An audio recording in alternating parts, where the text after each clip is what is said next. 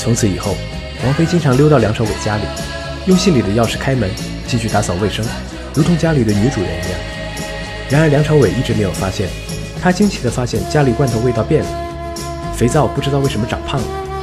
红色的破毛巾变成了蓝色的新毛巾，白白净净的大白狗变成了黄色的加菲猫，还和人打架，多了几条疤。终于有一天，他知道了真相。他约王菲去一家名为加州的酒吧，结果当天他在酒吧里坐了很久，都没有看到王菲。其实王菲当天提早1个小时就去了，但他在酒吧里突然改变主意，去了真正的美国加州，并给梁朝伟留了一封信，信上是一张手写的加州机票，机票上的日期是1年之后。1年之后，成为空姐的王菲回到了这里，而梁朝伟接手了那家快餐店。梁朝伟拿出那张背已淋坏的机票，问他，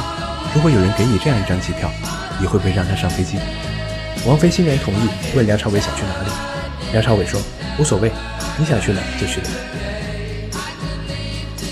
据说王家卫在差不多拍摄完《东邪西毒》的所有素材，进入剪辑阶段的时候，突然进入了极大的创作障碍。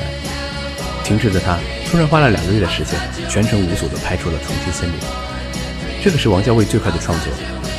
同样作为1994年的经典作品，王家卫在电影讲述的是一整个现代都市的心态，男人的女性化，女性的为爱痴狂，女性对男性的侧厌和对于真爱的追寻。都市的森林把所有人都隔绝了，以至于身边的人虽然都见到，但都不认识。